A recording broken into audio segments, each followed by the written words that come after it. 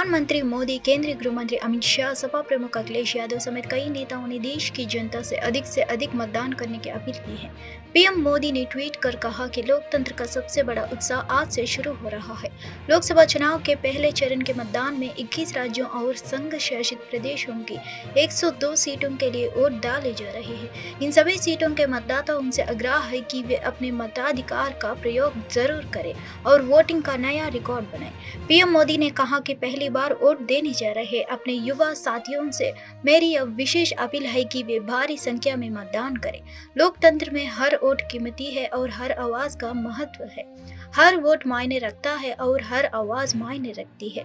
वहीं गृह मंत्री अमित शाह ने कहा कि आज एक महत्वपूर्ण दिन है क्योंकि देश में पहले चरण का मतदान हो रहा है। इस चरण में मतदान करने वाले सभी मतदाताओं से मेरी अपील है कि भारी संख्या में मतदान करें क्योंकि आपका एक एक वोट एक सुरक्षित, विकसित और आत्मनिर्भर भारत बनाने की ताकत रखता है। आपका वोट न केवल किसी लोकसभा या उम्मीदवार के भाग्य का निर्धारण करने के लिए है, बल्कि भारत के उज्ज्वल भविष्य को आकार देने के लिए भी है। मेरी अपील है कि एक मजबूत और निर्णायक नेतृत्व चुने।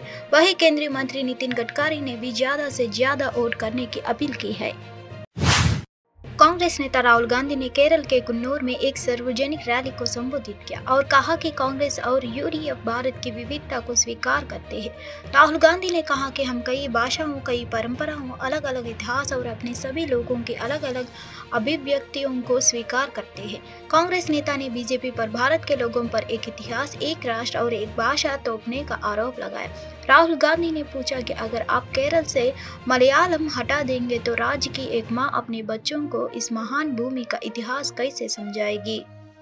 The Congress Party and the UDF accept the diversity of India. We accept the multiple languages, the multiple traditions, the different histories, the different expressions of all our people. The BJP wants to impose one history, one nation, one language on the people of India. First of all, this is a fundamental misunderstanding of what India is. How can you come to the people of Kerala or the people of Tamil Nadu or the people of Bengal and say there is going to be one language? You're insulting every single citizen of Kerala. Ramnavami यात्रा के दौरान हैदराबाद की BJP उम्मीदवार माधवी लता द्वारा कथित तौर पर हैदराबाद की मस्जिद पर तीर चलाने का नाटक करने के वायरल वीडियो पर एआईएमआईएम प्रमुख असदुद्दीन ओवैसी ने तीखी प्रतिक्रिया व्यक्त की। उन्होंने कहा, हैदराबाद के लोगों ने बीजेपी के इरादे देख लिए हैं। वे बीजेपी आरएसएस की अभद्र और भड़काऊ हरकतों को स्वीकार नहीं करेंगे। क्या बीजेपी इसी विकसित भारत की बात कर रही है? चुनाव से बड़ी है हैदराबादी की शांति। मुझे विश्वास है कि तेलंगाना के लोग बसपा के खिलाफ वोट करेंगे जो राज्य में शांति के खिलाफ है। हैदराबाद के अमन को खराब करना चाहते हैं, ब्रांड हैदराबाद को बर्बाद करना चाहते हैं। तेलंगाना की पीस और के लिए, प्रॉस्पेरिटी के लिए पीस जरूरी है। और ये जो कल हरकत की गई, जो आप सब लोग वीडियो देख के आप लोग नहीं चला रहे उसको, आप लोगों की आंखें बंद हैं, ये आप लोगों का बायसनेस है। ये कि रिलीजियस स्ट्रक्चर के सामने आरएसएस और बीजेपी वाले इस तरह का एक्शन करते। आप हैदराबाद को, अमन को खराब करना चाहते हैं। और हैदराबाद और तेलंगाना की आवाम इनके इस हरकत को देख चुकी है कि ये लोग, इनके इंटेंशन क्या है, ये क्या फ्यूचर लाना चाहते हैं हैदराबाद और तेलंगाना में। तो मैं बड़ी इज्जत और एहतराम के साथ तेलंगाना की आवाम से, हैदराबाद की आवाम से अपील करूँगा कि तेलंगाना और हैदराबाद के अमन और पीस के लिए आप लोग देखिए लोग क्या करना चाह रहे हैं और अपने एक एक वोट का सही इस्तेमाल करिए। हाईएस्ट पर कैपिटा इनकम किसी स्टेट में तो तेलंगाना में है। क्यों है? अमन है यहाँ पर। और बीजेपी आरएसएस इस तरह के वल्गर, एग्रेसिव, प्रोवोकेटिव वीडियोस के जरिए अपने एक छोटे सियासी फायदे के लिए, नहीं होगा फायदा उनको, तेलंगाना हैदराबाद की आवाम इसको कबूल नहीं करने वाली है। ये वल्गर और प्रोवोकेटिव, एग्रेसिव एक्शन को। कल तक आप मेरे को गाली देते थे, अब तो ईडी द्वारा गिरफ्तारी पर आप विधायक अमानतुल्लाह खान का बचाव करते हुए आप सांसद संजय सिंह ने कहा कि खान को निराधार मामले में गिरफ्तार किया गया है। उन्होंने आगे कहा, मैं पीएम मोदी और अमित शाह को साफ शब्दों में बता देना चाहता हूं कि उनका ऑपरेशन लोटस दिल्ली में सफल नहीं होगा। आपकी तानाशाही जल्द ही खत्म हो जाएगी। यह मामला 2016 से चल रहा है और सीबीआई ने आरोप पत्र दायर किया और अमानतुल्लाह खान को गिरफ्तार नहीं किया गया है। यहाँ तक कि कोर्ट ने ईडी से कहा कि उसके पास अमानतुल्लाह खान के खिलाफ कोई सबूत नहीं है, इसके बावजूद उन्हें गिरफ्तार किया जा रहा है। दिल्ली सरकार को खत्म करने और पार्टी को तोड़ने के लिए यह साजिश रची गई है। आम आदमी पार्टी अमानतुल्लाह खान और उनके परिवार के साथ खड़ी है। हमें अभी तक ईडी से कोई आधिकारिक जानकारी नहीं मिली है। भारत के प्रधानमंत्री नरेंद्र मोदी जी को और अमित शाह जी को और भारतीय जनता पार्टी को बहुत साफ शब्दों में बताना चाहता हूं कि दिल्ली में तुम्हारा ऑपरेशन लोटस सफल होने वाला नहीं है। दिल्ली के अंदर जिस तरह से तुमने दमन की कार्रवाई चला रखी है, इसमें तुमको सफलता मिलने वाली नहीं है। आपकी तानाशाही का अंत होगा प्रधानमंत्री जी, आपकी तानाशाही का अंत होगा भाजपा वालों। ज्यादा समय नहीं है। आप बताइए, ये जो पूरा मामला है, ये मामला 2016 से चल रहा है और इस मामले में सीबीआई ने चार्जशीट दाखिल की और उस चार्जशीट में अमानतुल्लाह की गिरफ्तारी नहीं हुई। एसीबी के मामले में बेल हुई और उसके बाद इसमें ईडी कूद पड़ती है। ईडी को भी सुप्रीम कोर्ट ने हिदायत दिया कि आपके पास ओरल जो उन्होंने बात कही सुप्रीम कोर्ट ने कि भाई आपके पास सिर्फ 50 के बयान के अलावा, सेक्शन 50 के बयान के अलावा कोई सबूत नहीं है अमानतुल्लाह के खिलाफ।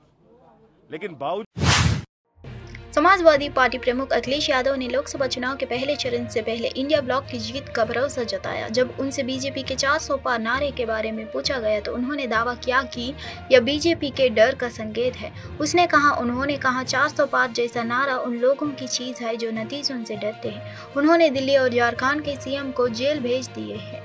अगर उन्हें 400 पार का भरोसा है तो वे ऐसा क्यों कर रहे हैं?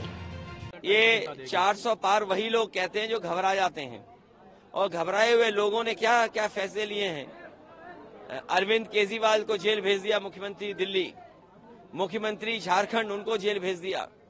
अरे किसी सरकार के अगर 400 पार हो रहे होते तो क्या मुख्यमंत्रियों के साथ अन्याय हो रहा होता या बंगाल में दंगा कराना पड़ता? अगर कोई दंगे के पीछे होगा तो वो भारतीय जनता पार्टी होगी। हम लोगों ने उत्तर प्रदेश में बड़े करीब से देखा है, जहां कहीं भी दंगे हुए वहां भारतीय जनता पार्टी के लोग शामिल रहे और दंगे से लोकसभा चुनाव 2024 से पहले उत्तर प्रदेश के मुख्यमंत्री योगी आदित्यनाथ ने गौतम बुद्ध नगर निर्वाचन क्षेत्र में विपक्ष पर तीखा हमला बोला। अपने भाषण में उन्होंने एनडीए सरकार की कल्याणकारी योजनाओं का जिक्र किया और इंडिया ब्लॉक को वंशवादी करार दिया। उन्होंने कहा, पिछले 4 साल से 80 करोड़ गरीबों को मुफ्त राशन मिल रहा है। आयुष्मान भारत योजना से 60 करोड़ फायदा हो रहा है। यूपी सरकार उन लोगों की भी मदद कर रही है जिनके पास आयुष्मान कार्ड नहीं है। 12 करोड़ किसानों को किसान सम्मान निधि का लाभ, नारी गरिमा के लिए 12 करोड़ घरों में शौचालय, 10 करोड़ महिलाओं के लिए उज्ज्वला योजना से गैस कनेक्शन, 4 करोड़ गरीबों के लिए घर का निर्माण, 2.5 करोड़ गरीब परिवारों को बिजली कनेक्शन। ये योजना ये पहले भी शुरू की जा सकती थी, लेकिन वे लोग राष्ट्रोन्मुखी नहीं बल्कि परिवारोन्मुखी है। 80 करोड़ गरीब देश के अंदर पिछले 4 साल से मुफ्त में राशन की सुविधा का लाभ प्राप्त कर रहे हैं।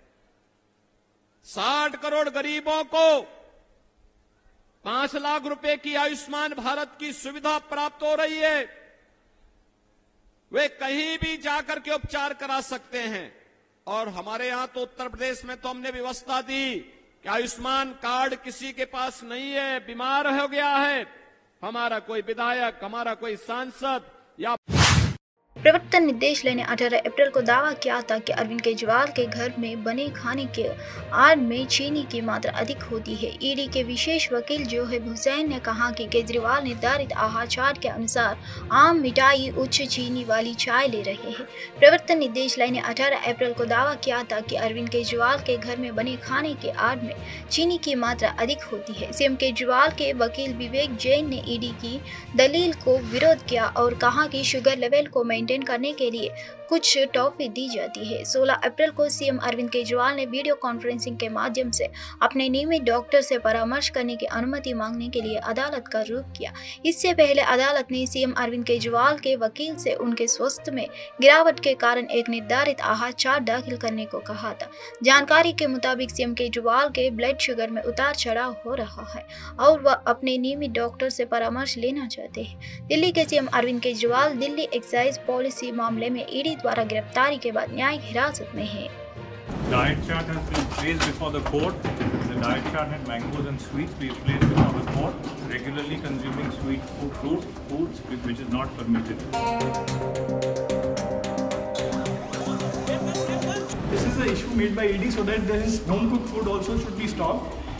This concerns the health. We are very concerned, and whatever he is taking is as per the doctor's prescription.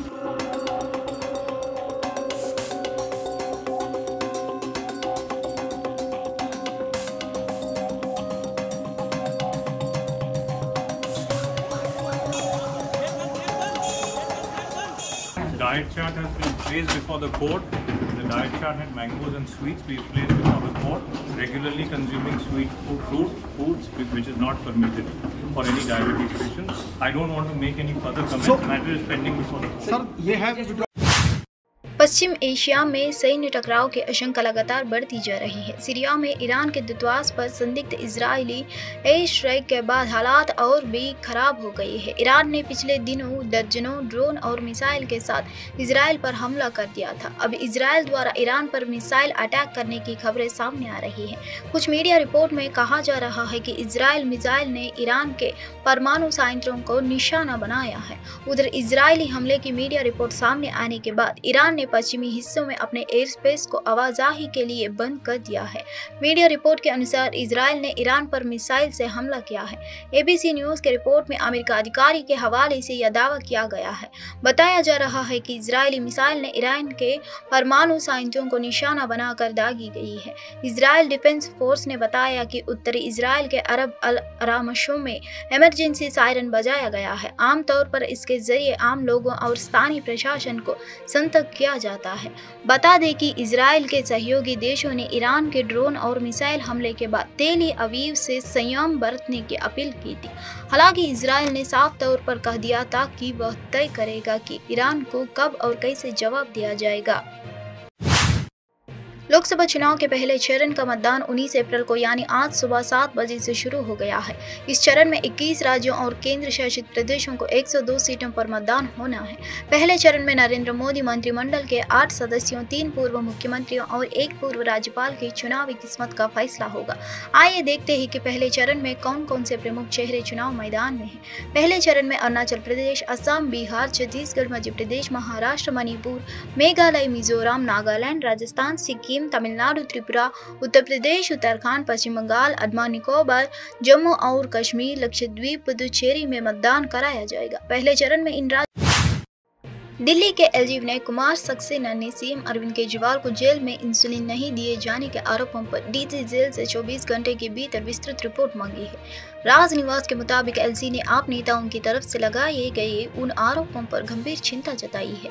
Delhi CM Arvind Kejriwal Tihar jail में है। इस बीच आम आदमी पार्टी के लीडर अतिशी ने बड़ा आरोप लगाते हुए कहा था कि तिहाड़ जेल अरविंद केजरीवाल को इंसुलिन नहीं दे रहा है, जेल में उनकी जान लेने की कोशिश की जा रही है।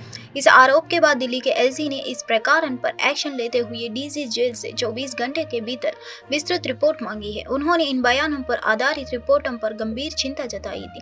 जानकारी के मुताबिक दिल्ली के एलजी विनय कुमार सक्सेना ने सीएम अरविंद केजरीवाल को जेल में इंसुलिन नहीं दिए जाने के बाद आरोपों पर डीजी जेल से 24 घंटे के भीतर विस्तृत रिपोर्ट मांगी है।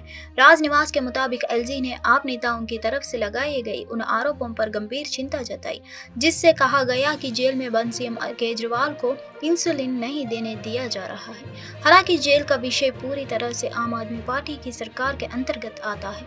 एलजी ने आश्वासन दिया है कि सीएम के स्वास्थ्य के संबंध में कोई भी ढिलाई बर्दाश्त नहीं की जाएगी।